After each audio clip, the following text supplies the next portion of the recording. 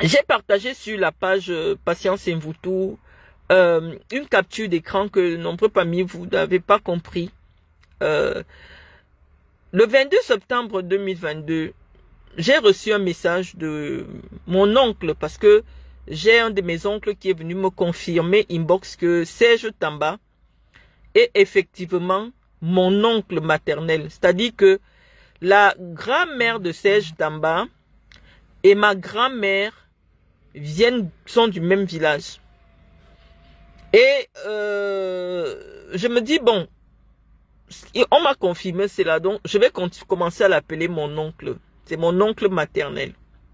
Donc mon oncle maternel, Serge Tamba, m'avait écrit à la suite d'une publication que j'avais faite sur Samuel Eto'o, où je répondais aux propos que j'avais trouvés très racistes du docteur Fridolin-K, qui pensait que Yannick Noah servait les intérêts coloniaux. C'est pour cela qu'il voulait obliger la FECAFOOT à continuer avec la marque Corps Sportif, et que Samuel Eto'o venait avec une marque nationale, il fallait soutenir. J'ai fait une publication dans laquelle justement j'ai évoqué le fait que personne ne peut considérer que aujourd'hui Yannick Noah sert des intérêts coloniaux, et donc on doit c'est-à-dire on doit l'humilier au Cameroun parce que il serait français mais de père camerounais. J'avais trouvé ça un peu raciste. Je vous avais déjà donné mes raisons parce que moi-même je suis maman d'un enfant métis, et je me dis mais attends, donc demain si je ne suis plus là, les gens vont dire que mon enfant n'a aucun droit au Cameroun. Ça m'avait un peu choqué, donc j'ai fait une sortie dans laquelle j'exprimais le fait que Yannick Noah vit dans la propre maison de sa maison qu'il a construite à Yaoundé. Donc c'est un thème de Yaoundé, c'est un autochtone de Yaoundé. Contrairement à Samuel Eto'o, quand il vient à Yaoundé, il dort au Hilton. Cette publication a fait un tollé. Moi je suis resté tranquille, ça a été repris par les médias. Comme chaque fois que j'écris, tous les journaux en ligne ont repris et tout, et j'étais dans mon coin, j'étais tranquille. Je crois que j'étais toujours au Cameroun. Ça fait un tollé. Oh, Marlène Mvutu dit que Samuel Eto'o n'a jamais construit Marlène Mvutu. C'est comme ça que mon oncle maternel, Serge Tamba, m'écrit, il me dit, est-ce que c'est ton message ça? J'avais même pas répondu d'abord. Il m'envoie, il me dit, merci de ton message, je vais faire grand écho. Ça signifie quoi? Ça signifie qu'il était tellement content que je soutienne Yannick Noah. Parce que vous devez comprendre que les communicants sont comme des avocats. En fonction de la personne qui les paye pour le moment, ils défendent leurs intérêts. C'est pour cela que je ne prends jamais personnellement les combats que j'ai avec des journalistes. C'est-à-dire parce que je considère qu'un journaliste ou alors un communicant, en fonction de son client, c'est-à-dire la personne qui lui donne de l'argent, il peut avoir une attitude irrévérencieuse vis-à-vis de quelqu'un avec qui il est souvent en bon terme. Tamba et moi, on n'a jamais eu un antécédent. On n'a jamais eu un mot plus haut que l'autre. On a toujours eu une relation très cordiale. Moi, je savais même pas que c'est mon sang. Comme on dit souvent que le cri du sang est très fort. Je me suis toujours senti très proche de Tamba. Chaque fois que j'avais quelque chose, j'ai toujours tenu à ce que Tamba ait un petit gombo dans mon affaire. Je ne savais même pas que dans tout cela, le même sang qui coule dans mes veines. C'est-à-dire que moi, je peux pas sortir avec Tamba parce que c'est mon sang en fait. Je ne le savais pas jusqu'à ce qu'il y ait un oncle qui me confirme cela inbox, qu'effectivement, Tamba c'est ton oncle. C'est-à-dire que sa grand-mère à elle est partie se marier chez les Oyondo. Moi j'ai vu un gars comme ça,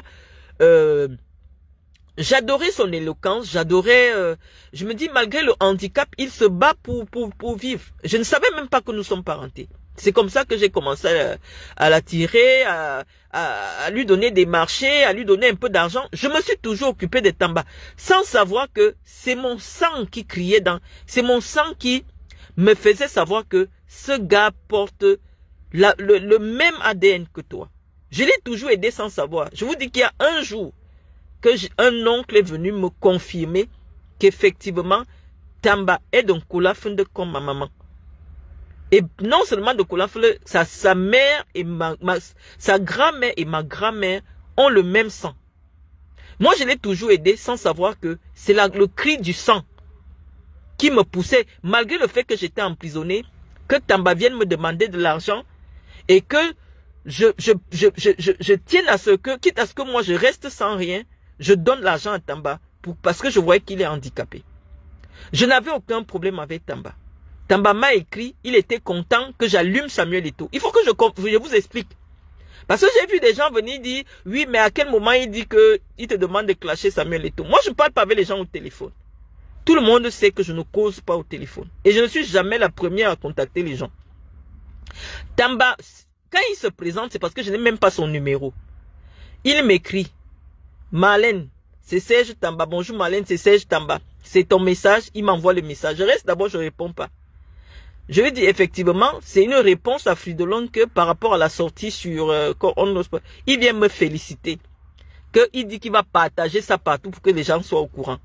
Oui, c'est ce message qui a fait que une partie des églisiens, s'il faut les appeler comme ça, me prennent en grippe parce que pour eux, le fait de dire que Samuel Eto'o dort une tonne, ça veut dire que Samuel Eto'o est pauvre, Samuel Eto'o n'a plus rien. Quand je vous ai dit, c'est Tamba qui m'a dit que non. Samuel Eto'o n'a plus rien et tout. Tamba me l'a dit. Mais moi, j'avais fait cette publication-là. Je n'ai pas demandé à Tamba de partager ça dans tous les WhatsApp. Il était tellement content que j'allume Samuel Eto'o. Mais je ne lui en veux pas parce que les intérêts des uns et des autres évoluent. Tamba, c'est un vieil ami de Samuel Eto'o. À l'époque, quand je vous dis que Tamba était venu me voir en prison, nous étions en 2013. Mais avant 2013, Tamba traînait déjà avec Samuel Eto'o. Ça veut dire que ils ont au moins 15 ans d'amitié. Quand je dis amitié, ça veut dire que des gens qui marchent ensemble. Ils ont au moins 15 ans d'amitié. Puisqu'il vous dit que c'est lui, il sortait avec Nathalie Nkwa, après il a donné Nathalie Nkwa à Samuel Eto'o. Bah, là-dessus, on va aussi développer. Mais, je vous dis que sur cette partie-là, Tamba est venu me féliciter d'avoir allumé Samuel Eto'o sur Facebook. Je ne sais pas pourquoi cette publication avait pris cette ampleur, mais Tamba s'est chargé de partager ça partout. Il me dit que je vais faire l'âge écho. Il va partager ça partout pour que Samuel Eto'o se sente humilié. Il m'a envoyé ces choses. Vous savez, je ne parle pas au téléphone. Vous pouvez m'écrire pendant 10 ans. Si je ne trouve pas l'intérêt ou alors je ne trouve pas le temps de vous répondre, je peux ne pas vous répondre. Lorsqu'il se rapproche donc de Chantal Biya et de Medoulou, du camp Chantal Biya, je suis surprise de voir quelqu'un à qui je donnais mon argent, à qui j'avais aucun souci, aucun problème, organiser des groupes de femmes pour m'insulter sur Internet, lui-même faire des vidéos pour m'insulter. Je vous ai dit, c'est-à-dire que ce n'est pas parce que vous êtes dans un procès, un avocat défend son client contre vous que tu as un problème personnel avec son client. Mais moi, dans ma logique, moi je suis une juriste et je tiens compte de l'article 1384, 1385 qui dit que, dessus la responsabilité, qui dit que si le chien de quelqu'un te mord, on dit qu'il n'est pas responsable. Quand le chien te mord, ce n'est pas lui le responsable, c'est son patron qui est le responsable. Si la mangue de ton voisin tombe sur ton toit, ça perce ton toit, ce n'est pas le manguier qui est responsable, c'est ton voisin qui est responsable. Moi, c'est un article du Code civil que moi je respecte. Donc quand un chien me mord, parce que les grandes personnes marchent avec des chiens de garde, tu n'as rien fait à quelqu'un, tu n'as aucun problème avec lui. Dès que tu as dit Eto'o, tu vois les gens commencent, ça veut dire que c'est des chiens.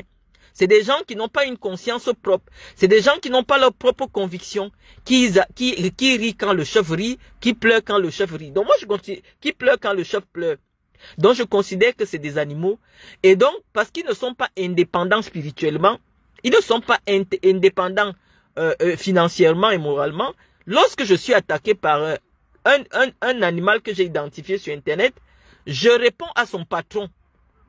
Parce que je vois des gens comme Zona Cook qui a maintenant sa page Fambeti, qui me dit que c'est ma stratégie de clash. Non, lorsque un animal t'attaque, il faut chercher son maître.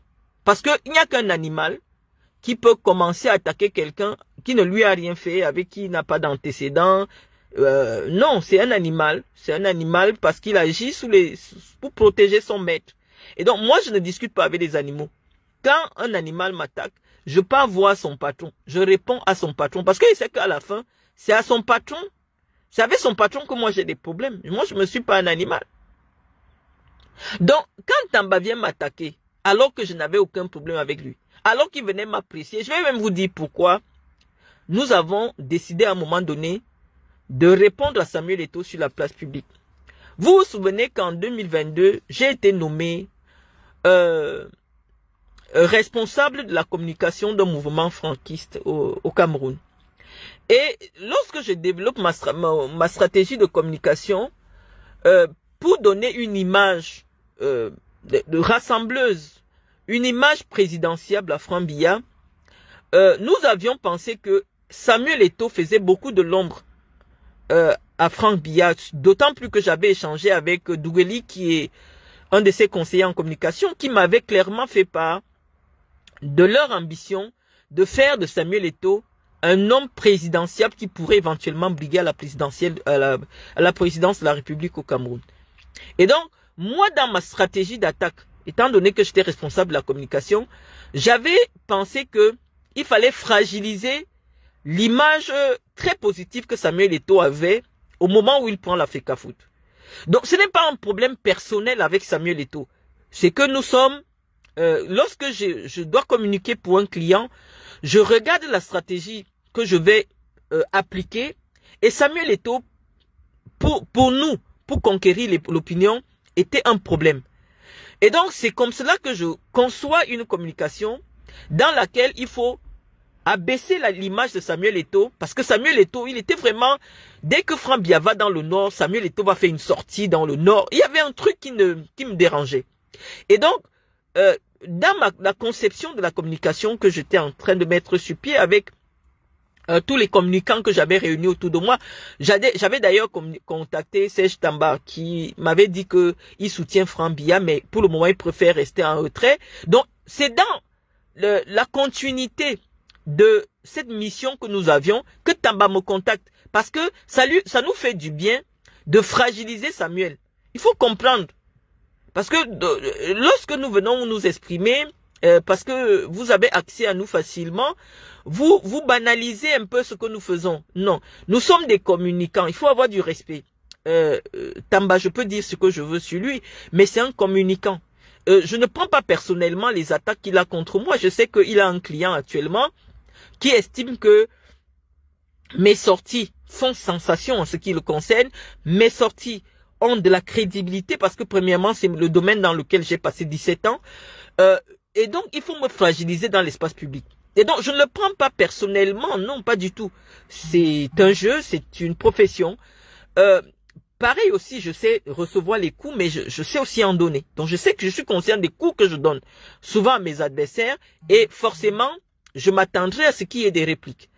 Donc, c'est dans cette optique de fragiliser l'image de Samuel Eto'o que j'avais réuni autour de moi des tribalistes comme des Tamba. Parce que Tamba était avec moi, pourquoi? Parce qu'à l'époque, moi, j'étais tribaliste. Donc, quand Tamba vient m'encourager parce que il soutient son frère Ewondo de Yaoundé. Il faut d'abord comprendre la logique des gens. Donc, il est content parce que on vient d'évoquer un élément tribal. Il est content. On dit que Yannick Noah, qui est Ewondo, comme lui, il est autochtone, machin, il vient m'encourager et il décide donc, il s'en fout de l'amitié avec Samuel Eto'o. Donc, oui, à un moment donné, lorsque je change de camp, je dis actuellement, je ne suis plus tribaliste. Je ne suis plus soutien de Paul Biya. Oui, forcément, même si Tamba était mon mari, nous devrions avoir une guerre idéologique. Parce que oui, forcément, nous n'appartenons plus au même camp. Nous sommes dans deux camps idéologiques différents. Et chacun va utiliser les armes en sa possession pour essayer de fragiliser la stature de l'autre. Et malheureusement, très malheureusement, mon cher oncle n'a pas mesuré ma capacité de nuisance. C'est-à-dire que j'ai tous les éléments. Lorsque je décide d'avoir quelqu'un, je mets tout en jeu. Je mets tout en jeu, même le sexe. Parce que oui, le sexe est un instrument de manipulation. Ceux qui font la politique vont vous expliquer, les politiciens, pour ceux qui ont lu Sexus Politicus, d'un auteur français. Ils savent que les politiciens, à un moment donné de la négociation, quand ils savent que le sexe peut intervenir, ils font intervenir le sexe pour dominer ou alors pour obtenir ce qu'ils veulent. Ce n'est pas mon cas, mais je veux dire que dans le combat qui est le nôtre, toutes les armes sont utilisées. Et donc, Tamba n'avait pas mesuré que moi, je gardais toutes les balles. Parce que je sais qu'un ami peut devenir ennemi. Je vous ai déjà expliqué ma théorie. Donc, sur mes amis, je garde tout. Tamba ne savait pas que j'avais la preuve irréfutable qu'il n'y a pas longtemps, il était contre Samuel Eto'o. Qu'il a participé à vilipender Samuel Eto'o sur les réseaux sociaux. Il ne savait pas que j'ai la preuve. Quand il venait m'insulter, j'ai vu, ils ont monté quelqu'un pour venir dire oui, j'avais vendu une voiture. Sauf que la deuxième sortie de M. Talla, il explique que ils se sont rendus au domicile de mes parents pour aller me chercher à soi. On leur a dit que c'est le domicile, avec des policiers, c'est le domicile du délégué général à la sûreté, l'ancien délégué Pierre Milo Modjo. Mes amis, je reviens encore sur ce problème parce que ici, sur cette page, vous n'avez pas écouté. J'avais eu un problème, c'est-à-dire j'avais eu une livraison de près de 5 tonnes d'équipements sportifs Nike pour le compte de ma société Intermédiatis. Et environ 1 tonne ont été saisies par le commissariat, par la délégation régionale de la police judiciaire. C'était le commissaire divisionnaire Nietzsche qui était là. Parce que quand vous entendez souvent que les gens ont été assassinés, les gens ont été tués, la chance que j'ai eue, c'est que j'ai réussi à m'extirper au Cameroun. Je vais vous expliquer tous les problèmes avec toutes les personnes que j'ai eues. Parce que quand j'ai entendu ce gars parler de cette histoire, Thomas Nkono était le nouveau directeur de Aspire, du projet Aspire au Cameroun. Mais Nike savait que c'est avec ma société Intermédiatis qu'ils ont le contrat des équipements. Donc quand les équipements sont arrivés à Douala, la société de transit est venue livrer à mes bureaux en Vogada. Moi j'étais en France, j'étais pas là. C'est comme ça que Thomas Nkono va chercher le divisionnaire NIT, qui est forcément une de ses relations. Ils arrivent à mes bureaux, ils embarquent le camion avec tous les équipements. En fait, il y avait une partie qui avait déjà été installée dans nos magasins, mais le reste de la cargaison, ils ont embarqué, ils sont partis avec. J'ai envoyé une sœur à moi qui allait voir le commissaire NIT. Je l'ai eu, j'étais en France. Le commissaire NIT m'a dit que non, Marlène, il faut que je sache que, oui, je dois lui envoyer 500 000. J'ai envoyé 500 000. Mais ma soeur a dit que, tel qu'elle voit l'affaire, Thomas Nkono aussi a déjà donné quelque chose, peut-être un peu plus, et il voit le commissaire NIT ne va pas être de notre côté dans cette affaire. Donc, vaut mieux qu'on ne lui donne pas les 500 000. C'est comme ça que je ne donne pas 500 000 au commissaire NIT. Le divisionnaire NIT, il vit. Parce que quand je vois son nom, les papiers avec son nom sortent partout. Moi, je vais expliquer tout. Le commissaire NIT m'a appelé. Le divisionnaire NIT m'a appelé. Il m'a dit que je dois lui envoyer 500 000. J'ai bien envoyé 500 000. Mais ma soeur a dit qu'elle ne lui donne pas. Parce qu'elle voit qu'il est en train de faire le faux. C'est comme ça que Thomas Nkono se retrouve avec près d'1 tonne d'équipement qui serait à moi. Maintenant, ils ont envoyé un huissier sceller mes bureaux. Dans la nuit, je ne sais pas comment mes employés ont fait. Moi, j'étais en Suisse. Ils ont cassé le bureau. Ils ont sorti tous les équipements. C'est-à-dire, ils ont cassé les scellés. Ils ont sorti tous les équipements. J'étais en Suisse, je n'étais pas là. C'est comme ça que le commissaire NIT, qui était déjà... Parce que il s'entendait aussi bien avec moi, le divisionnaire NIT. Il s'entendait bien avec moi, on avait parlé, on avait dealé. Mais le divisionnaire maintenant s'entend avec Thomas Nkono pour qu'il me prenne mes équipements, soit disant que le projet Aspire est forcément lié aux équipements Nike. Alors que ce n'était pas la vérité. J'étais ensuite, je n'étais pas au Cameroun. Pour chercher les équipements, ils viennent à mes bureaux étaient vides. Ils se disent que il faut qu'ils aillent fouiller chez ma mère à soi. J'ai dit qu'il y a une cargaison de policiers qui sont arrivés chez moi. Ils regardaient même à l'intérieur des puits, ils regardaient partout. Ils ont violé le domicile de ma mère sans mandat. Ils sont entrés, ils ont regardé dans les plafonds si on avait caché les équipements dedans. Ils n'ont rien trouvé. Je suis aujourd'hui surprise que le même Tala qui serait peut-être un proche à Toba Nkono ou alors au commissaire NIT, raconte cette histoire en disant que lorsque l'escouade de policiers arrivait à Soa, c'était pour venir me chercher parce que je lui avais vendu une voiture de location. Vous comprenez la manipulation. L'affaire existe, l'affaire est connue de tous. C'est-à-dire que le commissaire NIT a envoyé des policiers chez moi pour venir chercher parce qu'on avait cassé les scellés, on avait sorti les équipements et ils sont venus fouiller pour savoir où j'avais rangé les équipements. Oh, je n'étais même pas au Cameroun. Quand j'ai compris ce gars raconter cette histoire qui est prétendre, alors que j'avais des bureaux en plein Vogada, qu'il m'aurait remis 6 millions dans un bar où on mangeait le poisson brisé, j'ai dit mais attends, moi je suis quelqu'un, je suis une petite femme mais j'ai beaucoup de poids.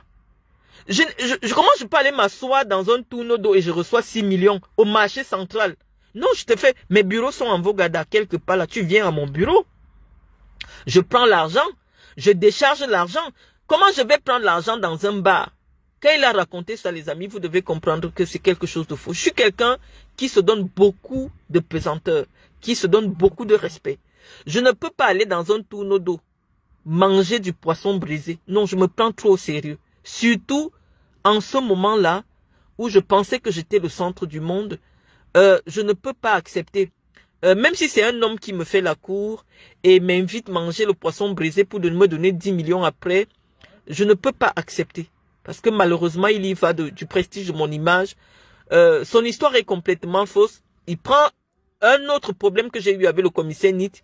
Il s'arroge le fait d'être venu chez moi avec une escouade de policiers, chez mes parents avec une escouade de policiers. Non, l'escouade de policiers est arrivée à la recherche des équipements qui avaient été enlevés de mes bureaux et conservés en lieu sûr par mes employés. Donc, lorsque je vous ai raconté tout cela, je vous dis, je ne prends pas personnellement le combat idéologique que j'ai avec les communicants de Samuel Eto'o. Et ils ont raison de m'attaquer parce qu'ils se disent que la parole de Marlène est suffisamment crédible, suffisamment impactante. Et donc, si l'on veut faire passer nos idées, il faut affaiblir l'image de Marlène, oui. Quitte à traverser les liens du sang, de traverser l'amitié, de faire preuve de beaucoup d'ingratitude.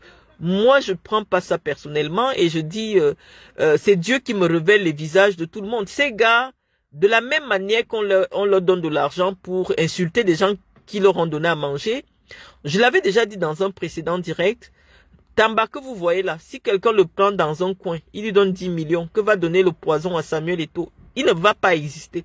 Il ne va pas hésiter parce que ce sont des gars qui ont faim. Et donc, moi, j'ai pour habitude de ne pas considérer quelqu'un qui a faim, qui n'est pas à mon niveau, comme étant un ami. Non. Je te prends comme quelqu'un que j'aide et je te tiens suffisamment à distance parce que c'est la raison pour laquelle personne ne connaît ma vraie vie. Personne ne peut vous raconter parce que j'ai toujours mis chaque chose dans une case. J'ai besoin de ces tireurs à gage parce qu'ils m'aident dans l'espace public à relayer mes opinions, à relayer mes convictions, donc je leur donne de l'argent. Mais en aucun moment, je ne les considère comme des amis. Non, pas du tout. Parce que je vous ai dit dans un précédent direct, malheureusement, nous allons revenir parce que ceux qui sont sur cette page ne sont pas forcément sur l'autre page. Évitez d'être les amis des, comment on les appelle, des journalistes ou alors des blogueurs et tout ça. Devant un buzz, devant quelques billets, ils ne vont pas hésiter à vous sacrifier. Et ça a toujours été cela ma logique. Lorsque j'ai dit cela, ça va nous permettre de donner un avis par rapport à la candidature supposée ou réelle de Samuel Eto'o à la CAF. En fait, lorsqu'on t'entoure des amateurs, on est toujours obligé de subir une forme de communication qui laisse à désirer. Avec l'affaire Samuel Eto'o, on a l'impression que c'est la première fois que le Cameroun va accéder à la CAF. On oublie qu'il y a un Camerounais, Issa Hayatou, qui a fait 25 ans président de la CAF. Actuellement, les communicants de Samuel Eto'o sont en train de faire comme si le poste de vice-président de la CAF était quelque chose de ouf, ou alors c'est le bout du tunnel. Non, il y a un Camerounais du nom de Issa Hayatou, que vous avez enterré il n'y a pas longtemps, qui a passé 25 ans 25 ans président de la CAF. Et lorsqu'il décide d'aller à la CAF, c'est parce qu'il avait déjà donné au moins une Coupe d'Afrique au Cameroun. Seydou Mbombo Njoya, il est vice-président de la CAF. Mais après avoir donné une CAN au Cameroun, la CAN de 2017, il a donné la CAN de 2017 avec Tombi Aroko au Cameroun et il s'en va à la CAF. Moi, personnellement, ce qui me dérange, c'est l'esprit machiavélique qui entoure généralement les exploits de Samuel Eto'o.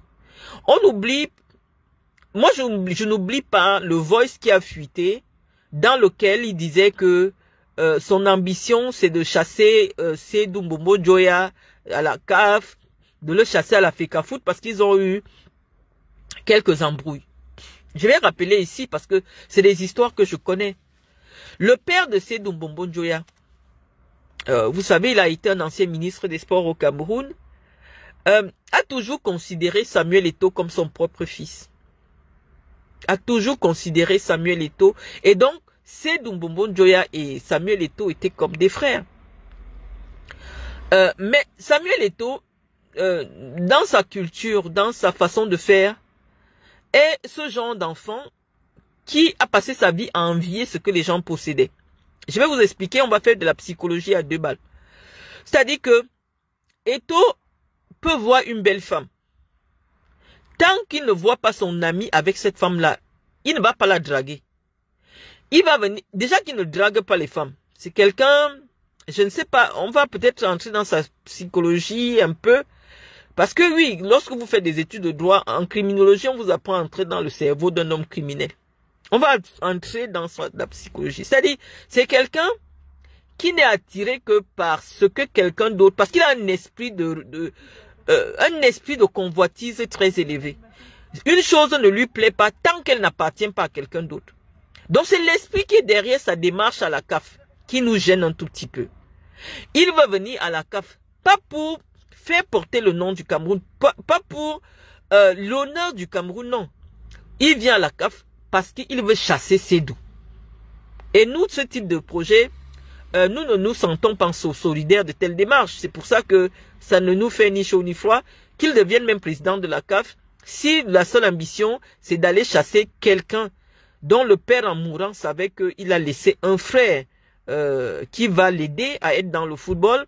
Moi, personnellement, humainement et sur le plan éthique, ça me gêne.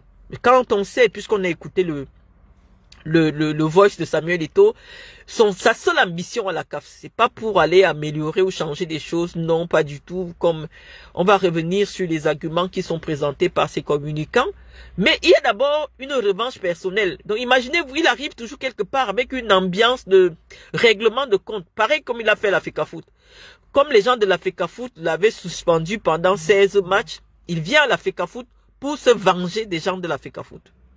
Et donc il vient chasser le monde. Et comme les gens de la CAF aussi ont osé recaler sa candidature, il va là-bas pour se venger. La place du Cameroun dans l'UNIFAC, parce que pour ceux qui ne savent pas, la CAF est divisée en 6 zones, 6 grandes zones. L'Afrique centrale, l'Afrique de l'Ouest, l'Afrique de l'Est, l'Afrique australe et tout cela. Et en Afrique centrale, il n'y a pas un pays en Afrique centrale qui peut parler de football devant le Cameroun. Mais imaginez-vous la gymnastique que Samuel Eto'o a été obligé de faire pour que les gens de la CAF soient obligés de l'accepter. Parce que parmi les présidents, les vice-présidents, chaque zone de la CAF a droit à une place. Mais qu'on choisit parmi les différents candidats, il s'est arrangé, grâce au trafic d'influence, à se présenter comme l'unique candidat de la zone Afrique centrale. Parce qu'il savait que actuellement, les gens de la CAF, même si c'est moi qui me suis un peu éloigné des affaires de football qui présentait ma candidature, ils allaient, même si c'est Tamba, ils allaient voter pour Tamba que de voter pour Samuel Eto'o. Parce que on sait que c'est quelqu'un qui arrive toujours avec une mauvaise énergie, qui n'est pas une énergie qui permet au groupe d'avancer, mais pour lui, pour satisfaire l'ego de Samuel Eto'o. Et ce type de personne dans des initiatives où un groupe a besoin d'être soudé, où on a besoin de fonctionner en groupe. C'est pas quelqu'un qui doit être dans des groupes. Et donc, malheureusement, je n'imagine pas l'ambiance aujourd'hui à la CAF, où Samuel Eto'o vient en tant que vice-président parce qu'il vient s'imposer, il vient pour chasser Seydou Bobo Njoya, il vient parce qu'il a l'ambition pour après de chasser. Donc, c'est très très compliqué. Et ça laisse une image pas très réluisante au football camerounais, qui, quand même, on a eu un grand président, Issa Hayatou, que Samuel Eto'o a aidé à chasser. Parce que ça, ses affidés ont oublié. Samuel Eto'o s'est allié avec un malgache, Ahmad Ahmad, pour battre un Camerounais qui avait une belle posture pour être le premier noir président de la FIFA. Ça, vous avez oublié. Vous avez oublié que Issa Hayatou, après avoir passé près de 5 mandats à la CAF, avait le potentiel pour prendre la tête de la FIFA. Mais Samuel Eto'o s'est allié à un malgache, hein, Ahmad Ahmad, pour battre son frère camerounais. Mais vous voulez quand même que, parce qu'il est candidat à la vice-présidence, on doit vraiment mobiliser tout le Cameroun, on doit, ils viennent nous insulter, oh les ébous, machin et tout ça, machin. Ça dit que ceux qui fréquentent Samuel Eto'o se comportent exactement comme lui, c'est-à-dire que ils pensent qu'ils sont en compétition avec des gens alors qu'ils sont en compétition avec eux-mêmes. Seydou Mbombo Njoya est vice-président de la CAF. Mais avant Seydou Mbombo Njoya, un Camerounais qui a été président de la FECAFOOT a été lui aussi président de la CAF pendant près de 5 mandats. Donc, je ne sais pas, près de 6 mandats. Est-ce que c'est quelque chose de nouveau?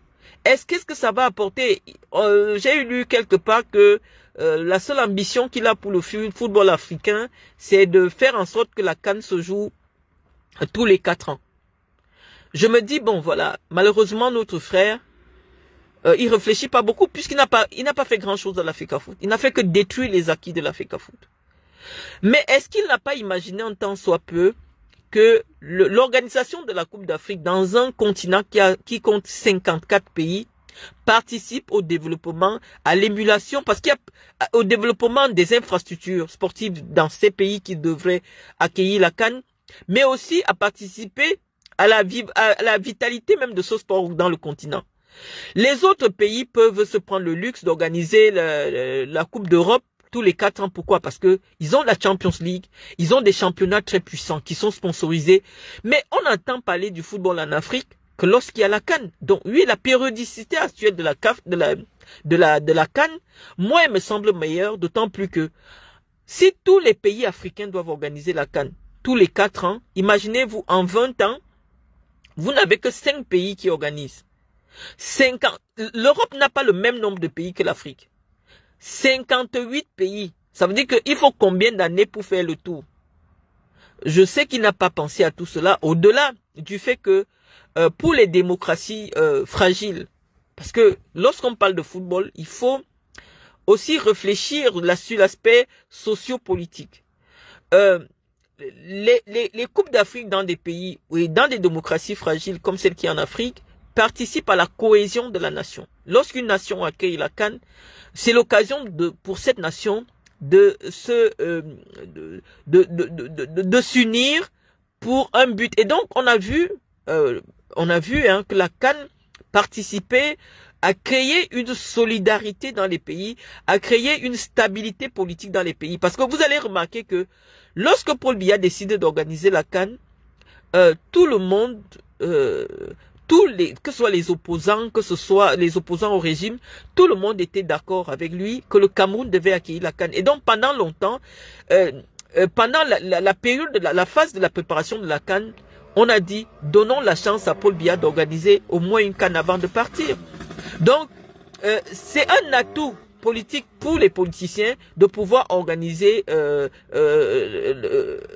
grand événement de football qui leur sert de vitrine et qui conforte leur légitimité en tant que président bâtisseur. Donc je pense que l'Afrique pour le moment, très personnellement, a besoin d'une compétition qui existe tous les 2 ans. Parce que imaginez-vous une CAN tous les 4 ans. Les gens vont même oublier le football. Il y aura plus d'enjeux. Il n'y a pas un grand championnat africain qui fait vivre le football africain. Je vois pas l'intérêt vraiment de passer la CAN de 2 à 4 ans. Je vois pas l'intérêt, mais on nous fait comprendre que c'est l'ambition phare de Samuel Eto'o qu'il voudrait porter à la tête de la Confédération africaine de football.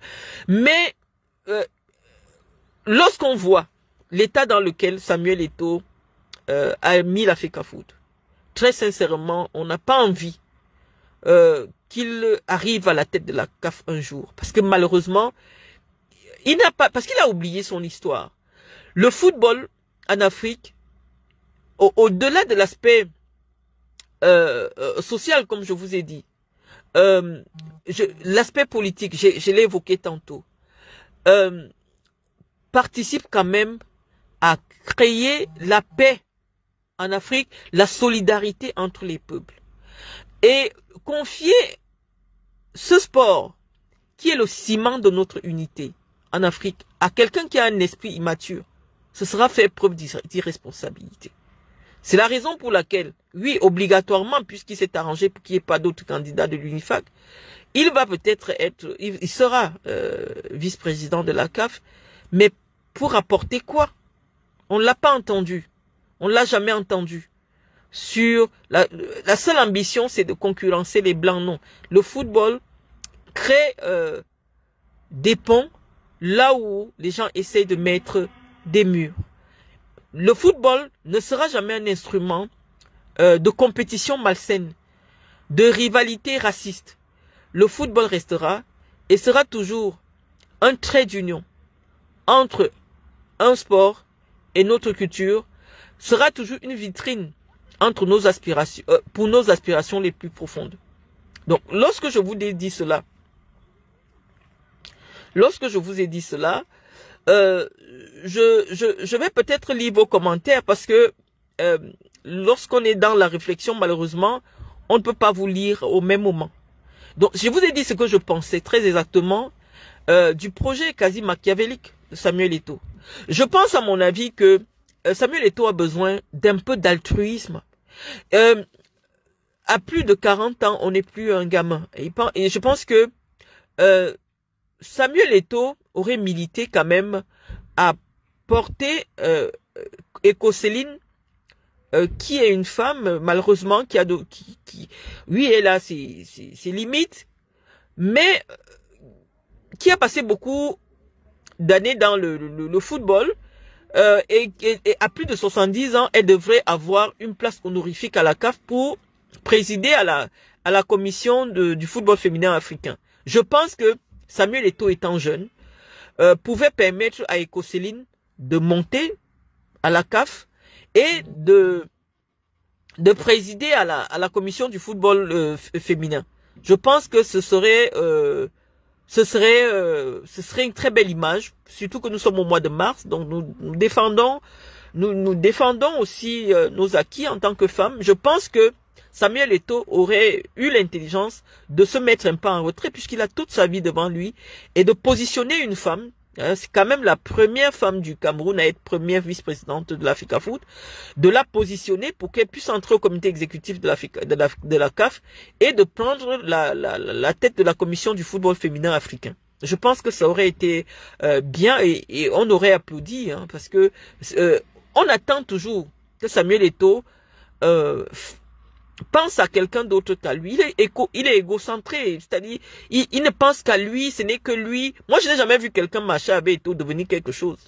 Je n'ai jamais vu un ami d'Eto'o pendant qu'il marche avec Eto'o, lui aussi construit un immeuble. Je n'ai jamais vu. C'est-à-dire, il s'arrange toujours à ce que tout le monde soit en bas de lui et qu'il soit le seul à briller. Mais dans la vie, nous devons éviter d'être des manguiers. C'est-à-dire, c'est le manguier qui pousse et ne veut pas qu'une autre herbe pousse à côté de lui. C'est-à-dire que humainement, en tant qu'humains, nous devons former une chaîne d'union. C'est-à-dire nous devons nous soutenir, nous devons nous être solidaires. Lorsque quelqu'un est égoïste, il est égocentrique. Ce n'est que lui, c'est-à-dire partout où il passe. On ne parle même plus des lions indomptables. Ce n'est que de Samuel Eto'o. Toutes les pages qui doivent faire la promotion du football camerounais, ont mis le football camerounais de côté, ont dressé les joueurs camerounais les uns contre les autres, insultent d'autres joueurs camerounais qui sont en compétition. Parce que lorsqu'on fragilise l'image d'André Onana, qui devait être un cadre de l'équipe nationale aujourd'hui, dont l'image devait permettre peut-être au football camerounais de rester au top, il s'arrange à financer des pages, qu'il fragilise l'image d'Onana.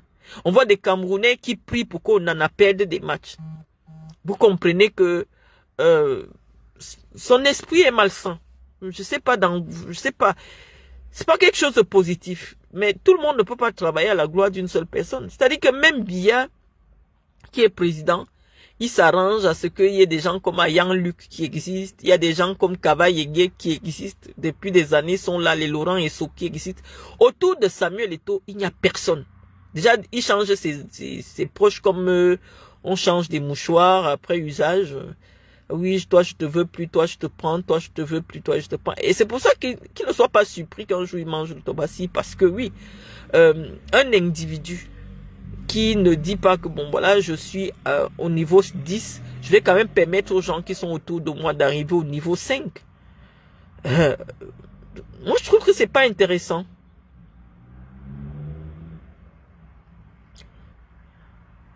Bon, et Marlène, étant donné que ses parents d'Etoudi l'ont lâché pour un second mandat à la tête de la FECAFOOT, pour satisfaire son ego, pour ne pas tout perdre, voilà pourquoi il veut aller. Moi, après, je ne peux pas jurer sur ce qui se passe sur Etoudi, parce que je disais à quelqu'un dernièrement que Samuel Eto'o fait beaucoup de bien à Paul Biya. Parce que lorsque tout le monde insulte Samuel Eto'o, les gens s'empêchent de voir l'état du président Biya. Donc, je ne sais pas pourquoi on pense que Samuel Eto'o est lâché par ses parents en haut. Je sais pas. Moi, je pense que s'il m'avait été donné s'il m'avait été donné l'opportunité de m'exprimer sur cette question, je pense que le régime Biya a beaucoup plus besoin de Samuel Eto'o que Samuel Eto'o a besoin du régime. Moi, c'est mon avis. Parce que lorsque nous sommes sur Internet à parler de Samuel Eto'o, à tirer sur les manquements de Samuel Eto'o, on oublie qu'il y a quelqu'un qui a 92 ans, c'est-à-dire qu'un ancêtre qui a décidé que lui là, la présidence du Cameroun, c'est son bien personnel, c'est sa maison de retraite, il vit là-bas, il dort, il s'en fout de vous. On ne parle pas de ça. Ce qui nous mobilise, c'est de savoir que demain, Eto'o va passer à la candidature, c'est de savoir si ou c'est de savoir ça. Donc, je suis en train de vous dire qu'il y a des gens, malheureusement, qui sont dotés d'une énergie. Ça leur permet de monter, hein, mais ça laisse trop de désastres. La famille du football est séparée, c'est vraiment... Il sait que la FECAFOOT, ça va pas être possible. Quand je vois comme les gars, comme le président de Popo, je vous ai dit, je vous ai dit plein de choses. Hein. Je vous ai dit que quand Samuel arrive, il n'a pas l'argent. Quand vous voyez le président de Pau pour parler de Samuel, que c'est votre star, mais moi je le vois petit comme ça. Parce que Samuel est arrivé devant lui, c'est sûr qu'il a donné l'argent à Samuel. Sur quelle base le président, on l'appelle Seki Kwen, peut dire qu'il voit Eto'o petit comme ça. Qu'Eto'o, quand il est devant lui, il est petit. Parce qu'à un moment donné, c'est lui qui a financé les activités d'Eto'o. Donc quand les gens qui t'ont aidé, les gens qui t'ont donné de l'argent sont insatisfaits ou alors il ne peut plus passer à la FECAFOOT. Donc il a intérêt, comme disait tantôt, à partir à la CAF, puisque c'est un acquis. Mais moi, je pense que à la FECAFOOT, pour faire durer l'imposture de Biya, parce que Biya veut reprendre le pouvoir. Si Eto'o n'est plus à la FECAFOOT, on va se concentrer sur ce que Paul Biya fait. Et ça va être très grave. Donc moi, je ne sais pas si c'est bien réfléchi. Oui, Eto'o, il a détourné l'argent. Malheureusement, j'espère qu'on va quand même lui permettre de partir à la CAF parce que ce n'est pas parce qu'il part à la CAF qu'il ne viendra pas répondre du détournement des milliards qu'on cherche de la CAN. Le Cameroun est un pays très compliqué. Donc, on peut que lui souhaiter du bien et on donne notre avis sur la question. À savoir que ce gars est un ouragan. Oui, l'ouragan vient avec beaucoup de force, mais ça détruit tout au passage.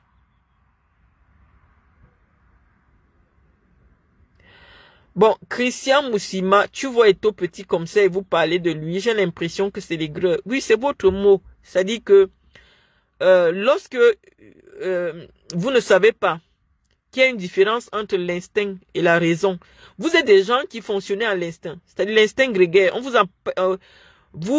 vous empêche de réfléchir. Vous réagissez instinctivement. Et lorsque vous avez en face de vous une personne qui raisonne, pour vous, la raison, c'est de l'aigreur. Et quel est le débat que je peux avoir avec quelqu'un? Moi, je suis une intellectuelle qui raisonne. Toi, tu es un être humain doté d'un instinct grégaire. L'instinct et la raison ne peuvent pas échanger. Si tu trouves que je suis aigri, tu fais quoi sur ma page? Il est 20 heures. Tu fais quoi sur ma page? Va là où il n'y a pas l'aigreur, Christian Moussima. La raison, le raisonnement intellectuel ne sera jamais de l'aigreur. El Hadj Abdou Melga me dit, tu es jalouse de Samuel Eto'o, quelle méchanceté. Non, c'est pas possible. Non, je suis pas jalouse de lui. On jalouse quelqu'un dont on sait qu'on a peut-être les mêmes capacités, le même profil. Non, j'ai pas le profil de Samuel Eto'o et je serais pas jalouse de lui. Samuel Eto'o a atteint les sommets dans le football et je pense que ce n'est que une suite logique. C'est-à-dire, on a vu, il n'est pas le premier à faire ce qu'il a fait. Platini a joué au football. Platini a été à la tête de l'UEFA, mais on a bien vu que les affaires ont rattrapé Platini et il a été obligé d'abandonner son poste à l'UEFA. Donc, lorsqu'on vient raisonner avec des gens qui ont pour moteur l'instinct, c'est très compliqué. Vous allez seulement voir la jalousie, l'aigreur, non, pas du tout. Lorsque vous venez m'écouter, c'est parce que vous voulez entendre la raison. Vous ne voulez pas... non, c'est pas l'instinct qui parle ici.